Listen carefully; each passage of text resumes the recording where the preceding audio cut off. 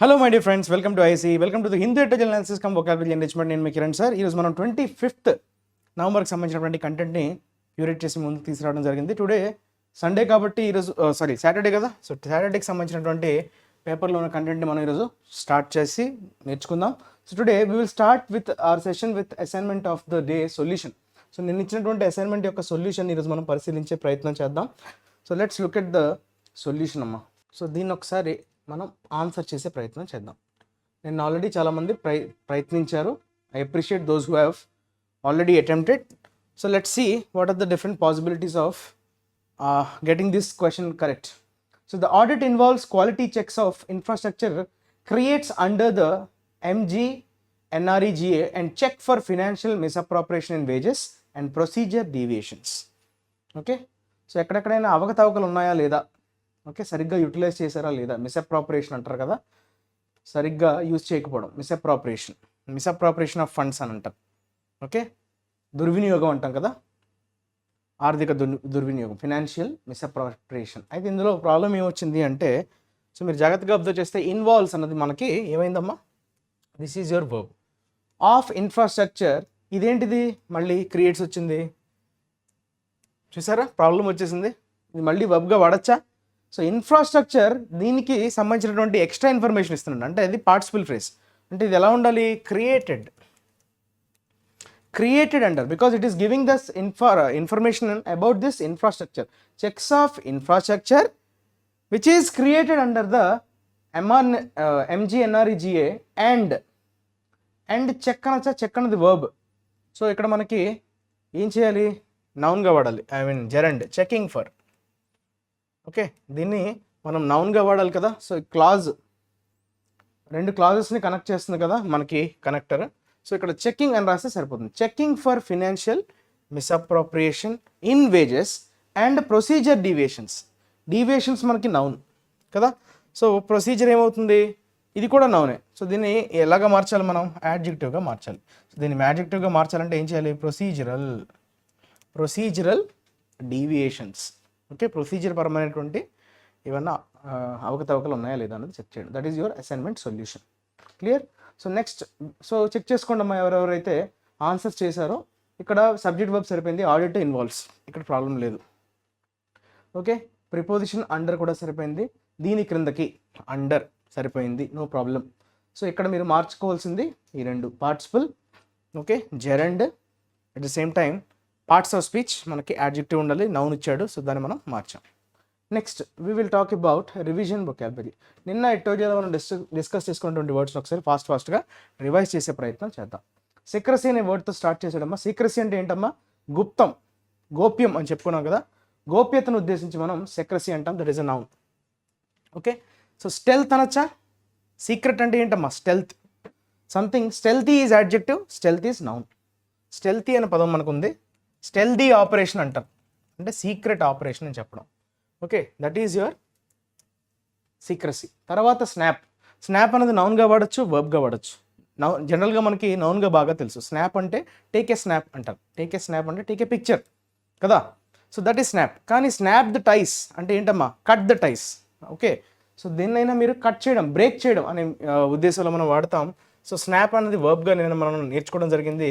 So that is nothing but break, cut or break అనే సెన్స్లో మనం వాడతాం కదా. సో ఒకసారి రీకాల్ చేసుకోండి, నిన్న మనం నేర్చుకున్నాం కాబట్టి. ఇస్ దట్ క్లియర్ అమ్మా? రైట్, నెక్స్ట్ చూద్దాం. స్టాండ్ ఆఫ్ అన్నాడు. స్టాండ్ ఆఫ్ అనేది ఒక ఇదేంటమ్మా, నౌనే కదా. స్టాండ్ ఆఫ్ అంటే ఏంటమ్మా, ప్రతిష్టంభన అని అనుకున్నాం తెలుగులో. సో ఎప్పుడైనా ఎటువంటి పురోగతి లేకపోవడం, అలానే పరిస్థితి దిగజారకుండా ఉండడం. సో ముందు కాదు వెనక్కి కాదు, ఆ టైప్లో ఒక రకమైనటువంటి డెడ్ లాక్ అంటాం కదా, that is called stand of. అంటే మనకి డెడ్ లాక్కి దగ్గరగా ఉండే పదం ఇంపాస్, ఇది కూడా నౌనే. డెడ్ లాక్ అనొచ్చు, or you can say stalemate అన్నా డెడ్ లాక్ అన్నా same. Okay, so a will be your correct word. Next curtail, ఇది కర్ఫెయిల్ కాదు, ఇది కర్టైల్ అమ్మా, మార్చుకోండి, CURTAIL. కర్టైల్ అంటే ఏంటమ్మా, దీనైనా మీరు స్టాప్ చేయడం. Okay, curtail something means you are reducing that, you are slashing that. Okay, reduce or slash ఇవన్నీ మనకి వస్తాయి, వర్బ్గా వాడతాం దీన్ని. Slash, cut, reduce. Okay, so ఈ వర్డ్స్ అన్నీ వస్తాయి మనకి కర్టైల్తో. తర్వాత ఇన్సైట్, ఇన్సైట్ కూడా వర్బే. INSIGHT ఇన్సైట్ అని ఉంటుంది. సో అది నౌన్. INCIT ఇన్సైట్, ఈ రెండు హోమోఫోన్స్, సేమ్ సౌండ్ వస్తున్నాయి కదా. సో ఈ రెండింటిని మనం హోమోఫోన్స్ కేటగిరీ కిందకి చెప్పుకోవచ్చు. కాకపోతే ఇన్సైట్ అంటే ఏంటి?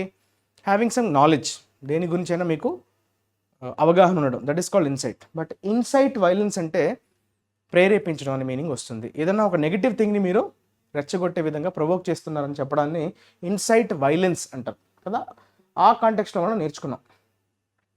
పురిగొల్పడం అనే మీనింగ్. స్టిమ్యులేట్, చూసారా, ఫ్యూయల్, ఫ్యూయల్ నౌన్గా కాదు వర్బ్గా కూడా వాడచ్చు. దట్ మీన్స్ స్టిమ్యులేట్ అనే మీనింగ్ వస్తుంది. ప్రొవోక్, ఓకే, ఇవన్నీ కూడా దగ్గరగా ఉండే words, verbs. Clear? Next absurd, ఇక్కడ డి మిస్ అయింది, ABSURD. ఇట్స్ క్వైట్ అబ్సర్డ్ అంటారు, అంటే quite ridiculous. Okay, which is not acceptable. Absurd అంటే అది నెగిటివ్ కాంటెక్స్ట్లో వాడే నౌన్. ఓకే, సో మనకి రెడిక్యులస్ అనే పదం దగ్గరగా ఉంది, చూసారా. Absurd, quite absurd, quite absurd అంటే ఇది నౌన్గా మనం చెప్పచ్చమ్మా. It is a noun used in negative context. Quite absurd, quite ridiculous. Okay, embarrassing, ridiculous అంటే నెగటివ్. ఎంబారస్మెంట్ నౌన్ కాబట్టి మెంట్, అది యాడ్జెక్టివ్ అయితే embarrassing. Embarrass verb. Okay, so ఇట్లా పార్ట్స్ ఆఫ్ స్పీచ్ మీద మనకు మంచి కమాండ్ వచ్చేయాలి, అలానే దగ్గరగా ఉండే వర్డ్స్. సో ఇవన్నీ మనకి నిన్న నేర్చుకున్నటువంటి words. Curtail, insight, absurd, stand off, snap, secrecy. So ఇదంతా మీరు నోట్స్లో జాగ్రత్తగా రాసుకోండి, మళ్ళీ మళ్ళీ రివిజన్ చేస్తూ ఉండండి. నెక్స్ట్ ఈరోజు వచ్చినటువంటి ఆర్టికల్ యొక్క టైటిల్ ఏంటమ్మా? No vote for veto. వీటోకి మేము ఓట్ వేయట్లేదు అంటే దానికి ఇవ్వట్లేదు అంటే నో అప్రూవల్ అన్నట్టుగా. నో ఓట్ ఫర్ అంటే దానికి మేము ఫర్గా లేము, దానికి అగెయిన్స్ట్ అనే మీనింగ్ వస్తుంది. అయితే వీటో అన్నది ఏంటమ్మా? ఒక డిస్క్రిషనరీ పవర్. అది ఎవరికి సంబంధించింది? Supreme court has done well to remove the veto power of governors. గవర్నర్స్కి ఉండేటువంటి వీటో పవర్ని తొలగించడం వల్ల సుప్రీంకోర్టు చాలా మంచి పని చేసింది. హ్యాస్ డన్ వెల్ అన్నాడు. ఓకే, సో ఈ మధ్యన గవర్నర్స్ మీద చాలాసార్లు మనకి ఎడిటోరియల్లో కనిపిస్తూనే ఉంది, ఇష్యూ అనేది బర్నింగ్గా ఉంది. సో వాళ్ళు అసెంట్ని ఇవ్వకుండా ఆపడం, రైట్, ఈ కాంటెక్స్ట్లో మనకి ఎక్కువగా మనకి ఈ మధ్య కాలంలో కనిపిస్తూ ఉంది. సో డిఫరెంట్ స్టేట్స్లో డిఫరెంట్ గవర్నర్స్ అవలంబిస్తున్నటువంటి తీరుని చూసి సుప్రీంకోర్టు రంగప్రవేశం చేసి అదేమని చెప్పిందంట? సో వీటో పవర్ని తొలగిస్తున్నట్టుగా క్లారిటీ ఇచ్చింది. ఇది చాలా మంచి పరిణామం అని చెప్పుకోవచ్చు. అయితే ఒకసారి ఆర్టికల్ని చదివే ప్రయత్నం చేద్దాం. ఇన్ ఏ పార్లమెంటరీ డెమోక్రసీతో స్టార్ట్ అయింది కదా, దీన్ని ఒకసారి మీరు చదివే ప్రయత్నం చేయండి అమ్మా. We can easily discuss. Clear? So in a parliamentary democracy governors do not have a unilateral veto over bills passed by the legislature. So అక్కడ యూనిలేటరల్ అనే పదం వాడాడు, అంటే ఏకపక్షంగా పవర్ని, ఇలా వీటో పవర్ని వాడే పవర్ అయితే గవర్నర్స్కి లేదు. ఎందులో? Parliamentary democracy. మనది పార్లమెంటరీ డెమోక్రసీ కదా, ప్రజాస్వామ్యం. అంటే పార్లమెంట్ అంటే మనం పార్లమెంటరీ డెమోక్రసీ అని ఎందుకన్నాడు? బికాస్ మనం మన యొక్క గొంతుకని మన రిప్రజెంటేటివ్స్ ద్వారా వాళ్ళు ఎనాక్ట్ చేస్తారు కదా.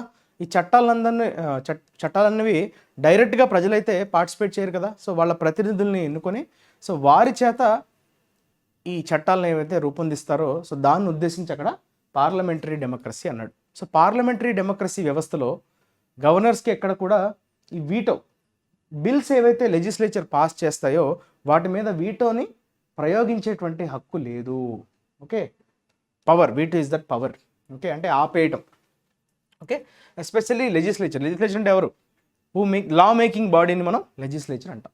This is the crux of the Supreme Court's ruling in a case arising from Punjab after Governor Banwarilal Purohit withheld assent to some bills passed by the State Assembly on the pretext that these were adopted in an illegal session of the House.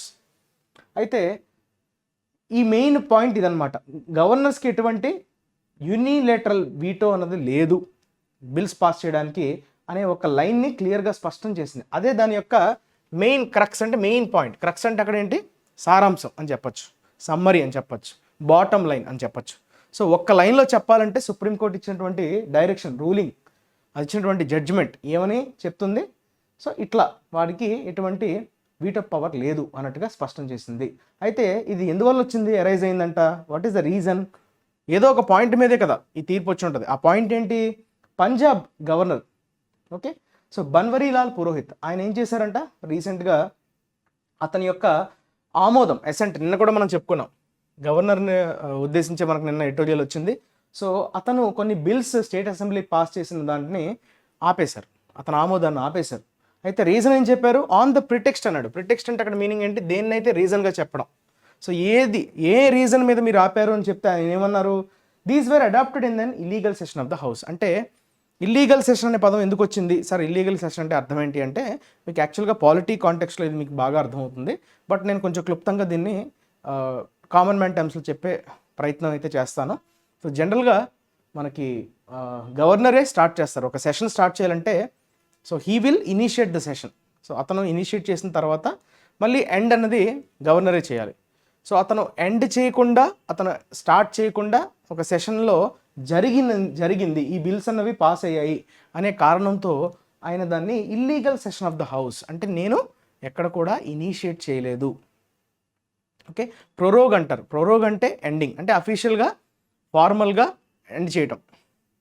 Okay, so initiate చేయడము, ఈ end చేయడం రెండు కూడా governor అధికారికంగా చేసే ప్రక్రియ అనమాట అది. సో అందులో నేను ఇన్వాల్వ్ కాలేదు అన్నట్టుగా ఆయన చెప్పి, ఆ కాంటెక్స్ట్ వల్లనే, ఆ రీజన్తోనే నేను అసెంట్ ఇవ్వట్లేదు, ఎందుకంటే ఆ బిల్ పాస్ అయిన సందర్భం ఇల్లీగల్ అన్నట్టుగా ఆయన చెప్పారనమాట. The courts reading of the scheme of article 200 which deals with grant of assent to bills is in line with the core tenet of parliamentary democracy. అయితే కోర్టు యొక్క అండర్స్టాండింగ్, రీడింగ్ అంటే అక్కడ ఏంటి, ఇంటర్ప్రిటేషన్ అనే meaning వస్తుంది. Reading of the scheme of article 200, reading అంటే అక్కడ meaning చదవడం అని కాదు, దాన్ని ఇంటర్ప్రిట్ చేయడం. అంటే యాక్చువల్గా సుప్రీంకోర్టు యొక్క పని ఏంటమ్మా, కాన్స్టిట్యూషన్ ఇంటర్ప్రిట్ చేయడమే. సో అది 200 ఆర్టికల్ 200 కాన్స్టిట్యూషన్లో ఉన్నటువంటి ఆర్టికల్ని, సో అది ఏమని ఇంటర్ప్రిట్ చేస్తుందంట, విచ్ డీల్స్. అయితే ఆ ఆర్టికల్ 200 దేని గురించి చెప్తున్నాడు, దాని గురించి ఎక్స్ట్రా ఇన్ఫర్మేషన్ ఇస్తున్నాడు. ఆర్టికల్ 200 దేనికి సంబంధించింది? Deals with grant of assent to bills. ఈ బిల్స్కి సంబంధించినటువంటి గ్రాంట్ ఏదైతే ఉందో దానికి సంబంధించినటువంటి ఆర్టికల్ అది 200. Is in line with the core tenet of parliamentary democracy. Tenet అంటే ప్రిన్సిపల్, ఓకే, ముఖ్యమైనటువంటి సూత్రం అంటాం కదా. సో ప్రధాన సూత్రం అని చెప్పడానికి కోర్ టెనెట్, పార్లమెంటరీ డెమోక్రసీ యొక్క ప్రధానమైనటువంటి సూత్రంతో అది ఇన్లైన్గా ఉంది, అంటే అది సరిగ్గా సరిపోయింది అని చెప్తున్నాడు. ఇన్లైన్గా ఉంది అంటే అక్కడ అర్థం ఏంటి? సో అక్కడ ఎటువంటి అవకతవకలు లేవు, దెర్ ఈజ్ నో డిస్క్రిపెన్సీస్ అని అర్థం. సో ఆ రెండు కూడా ప్యారలల్గానే ఉన్నాయి, కరెక్ట్గానే ఉన్నాయి అని చెప్పడం, inline. That and elected regime. అయితే ఆ టెనెట్ ఏంటమ్మా, ప్రిన్సిపల్ ఏంటి, ఆ సూత్రం ఏంటంట, elected regime responsible to the legislature runs the states affairs. ఒక్క లైన్లో చెప్పేశాడు. ఎలెక్టెడ్ రిజైమ్, ప్రజల ద్వారా ఎన్నుకోబడ్డ ప్రభుత్వం మాత్రమే జవాబుదారీతనంగా ఉండాలి, ఎవరికి, లెజిస్లేచర్కి. అంతేగాని ఈ ప్రెసిడెంట్ ద్వారానో సెంటర్ ద్వారా అపాయింట్ అవ్వబడేటువంటి వ్యక్తులు ఎవరైతే ఉంటారో వాళ్ళు స్టేట్ అఫైర్స్లో కలగజేసుకొని వారి పెత్తనం కానీ వారి ఆధిపత్యాన్ని కానీ చూపించడానికి లేదు. సో ఎలెక్టెడ్ రిజైమ్ అక్కడ క్లియర్గా చెప్పాడు, ఎన్నుకున్నటువంటి ప్రభుత్వం, ప్రజల ద్వారా ఎన్నుకోబడ్డ ప్రభుత్వం మాత్రమే లెజిస్లేచర్కి అకౌంటబుల్, రెస్పాన్సిబుల్, జవాబుదారీతనం అని అంటాం కదా. While granting assent is a routine function, అది ఎప్పుడు జరిగేటువంటి ఒక తంతే, ఆమోదాన్ని ఇవ్వడం. ద అదర్ ఆప్షన్స్ ఏంటి, withholding assent or reserving a bill for the president's consideration have been subjects of controversy. అయితే ఈ గ్రాంటింగ్ అసెంట్ అనేది ఎప్పటి నుంచో కొనసాగుతున్నటువంటి ఒక ప్రక్రియ. కాకపోతే ఇప్పుడు ఈ మధ్య కాంట్రవర్సీలో, ఈ వివాదాల్లో ఇరుక్కున్నటువంటి సబ్జెక్ట్స్ ఏంటంట, ఈ అసెంట్ ఇవ్వకపోవడం, ఓకే, వారి యొక్క ఆమోదాన్ని ఇవ్వకపోవడం కావచ్చు, లేదంటే ప్రెసిడెంట్ కన్సిడరేషన్ కోసం దాన్ని రిజర్వ్ చేయడం, అంటే పక్కకి పెట్టేయడం అనే కాంటెక్స్ట్లో ఈ రెండు సందర్భాల్లో మాత్రం ఈ మధ్య కాలంలో బాగా దుమారం రేగుతుంది, రైట్. సో అది ఆ కాంటెక్స్లో చెప్తున్నాడు. There is a proviso to the article which states that as soon as possible the governor may return the bill if it is not a money bill to the house for reconsideration, but when the bill is passed again with or without changes he cannot withhold assent. అయితే ఈ article, the article అంటే ఏదమ్మా, article 200 ఉద్దేశించి చెప్తున్నాడు the article అని. అందులో ఒక clause ఉంది. ప్రొవిజో అంటే ఇక్కడ మీనింగ్ ఏంటంటే క్లాజ్ అని చెప్పుకోవచ్చు మనం. ఓకే, ఒక క్లాజ్ని ఉద్దేశించి మనకి ప్రొవిజో అనే పదాన్ని వాడటం జరిగింది కదా. సో కండిషన్ అని చెప్పుకోవచ్చు, క్లాజ్ అని చెప్పుకోవచ్చు, రైడర్ అని కూడా చెప్పవచ్చు. రైడర్ అన్నా ఓకే, క్లాజ్ అన్న కండిషన్ అన్నా సేమ్. అయితే అందులో ఉన్నటువంటి క్లాజ్ ఏమని చెప్తుందంట, as soon as possible the governor may return the bill. ఒకవేళ అది మనీ బిల్ కాకపోయిన పక్షాన గవర్నర్ తన ఆ బిల్ని రిటర్న్ చేసేటువంటి అవకాశం ఉంది to the house for consideration. Okay, ఇమీడియట్గా దాన్ని రిటర్న్ చేసేటువంటి అధికారం అయితే గవర్నర్కి ఉంది. రీకన్సిడర్ చేయండి, పునరాలోచించండి అని చెప్పడానికి. But when the bill is passed again, కానీ మళ్ళీ అది పాస్ అయిన పక్షాన ఏమవుతుంది, విత్ ఆర్ వితౌట్ చేంజెస్, అంటే మీరు పలానా చేంజెస్ చేయండి అని గవర్నర్ రీకన్సిడరేషన్ కోసం పంపిస్తే వాళ్ళు చేయొచ్చు చేయకపోవచ్చు. ఆ గవర్నర్ సూచించినటువంటి చేంజెస్ ఏవైతే ఉంటాయో అది లెజిస్లేచర్ పాటించకపోయి మళ్ళీ పంపించినప్పుడు ఏం జరగాలి, he cannot withhold assent. అతను ఎప్పటికీ కూడా ఎట్టి పరిస్థితుల్లో కూడా తన యొక్క ఆమోదాన్ని ఆపడానికి లేదు. కెనాట్ విత్ హోల్డ్ అసెంట్, ఇది చెప్తుందన్నమాట ఆ ప్రొవిజన్.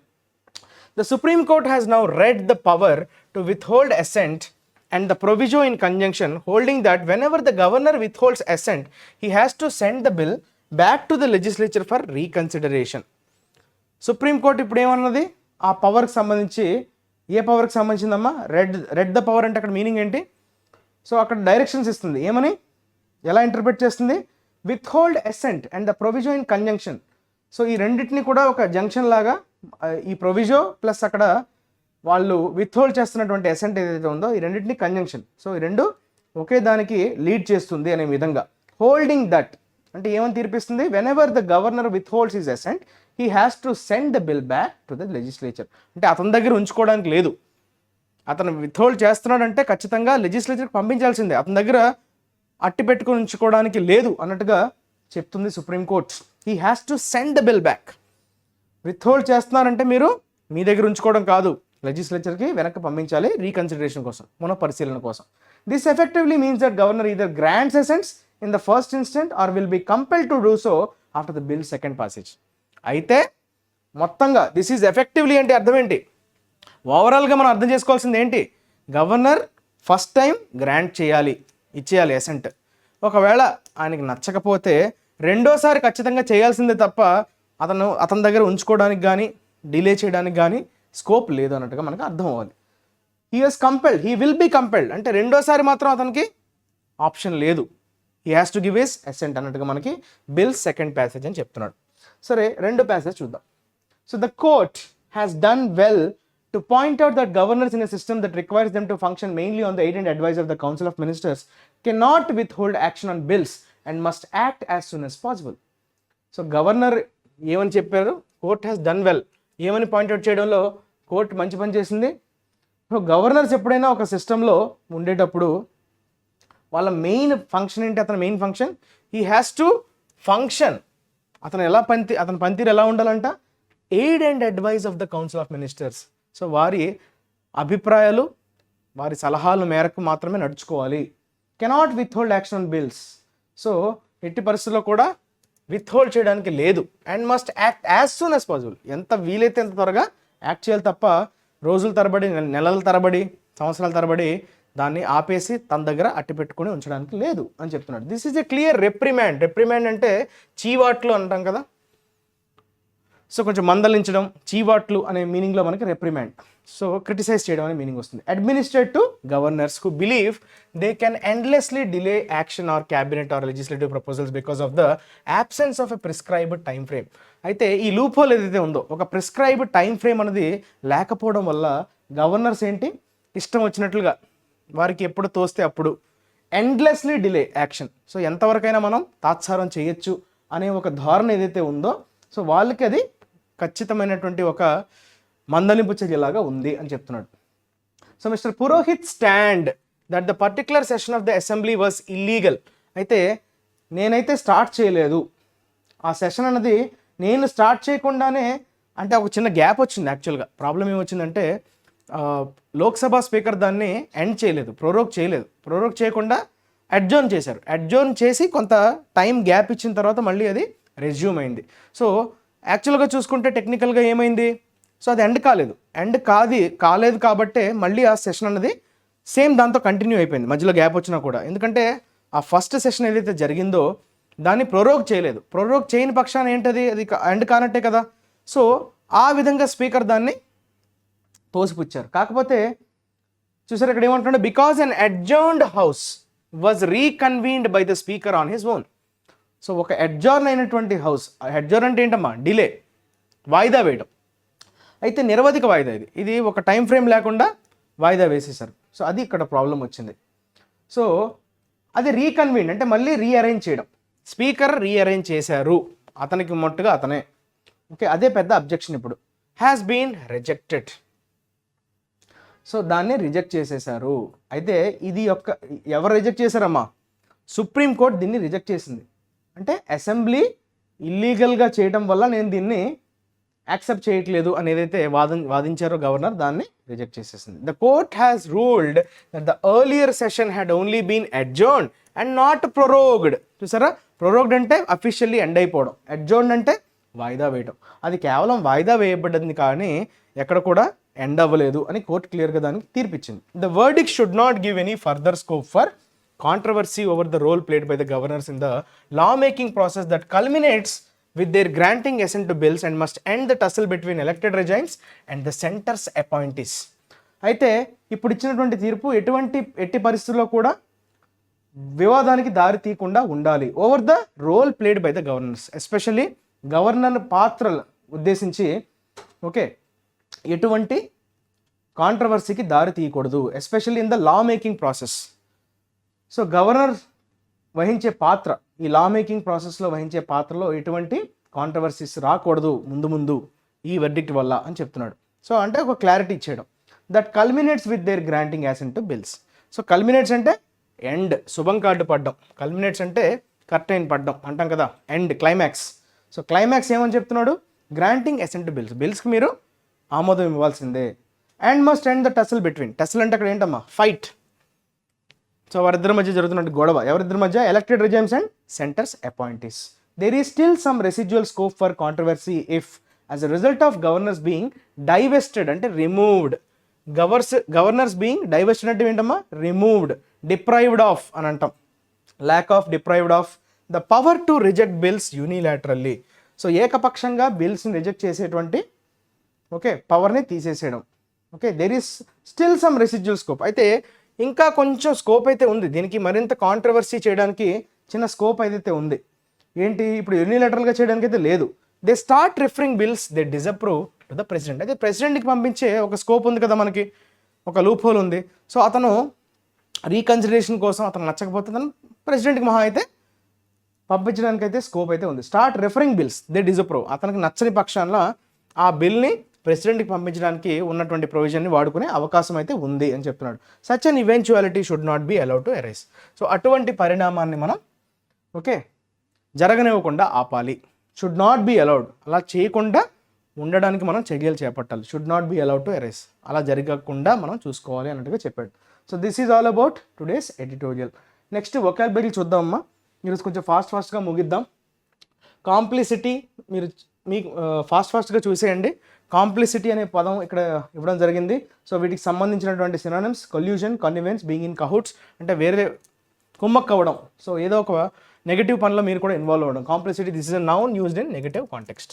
నెగిటివ్ కాంటెక్స్ట్లో వాడే నౌన్ ఇది. ఓకే, సో ఇదంతా మీరు చూసుకోండి అమ్మా ఫాస్ట్గా. సెకండ్, కంపాట్రియేట్స్, ఇది కూడా నౌనే, పాజిటివ్ కాంటెక్స్ట్. కమ్ అంటే టుగెదర్ కదా, సో ఫెల్లో సిటిజన్ అనే మీనింగ్ వస్తుంది. So usage meaning, persons who come from your own country, same కంట్రీకి చెందినటువంటి కంట్రీ మెన్ ఉద్దేశించి. నావెల్ యాడ్జెక్టివ్గా వాడతాడు. నౌన్గా వాడేటప్పుడు మనకు తెలుసు, నావెల్ అంటే నూతనమైన, నవీన అంటాం కదా. నవీనం అంటే ఏంటి, something which is new, fresh, uncommon, original. చూసారా, new and original, not like anything seen before. Keeping a sheep in the garden is a novel way of keeping the grass short. So this is which means novel is something new. That is novel, adjective. Fourth one, contention. Contention అనేది noun, ఇది negative కాంటెక్స్ట్లో వాడే noun. అంటే controversial.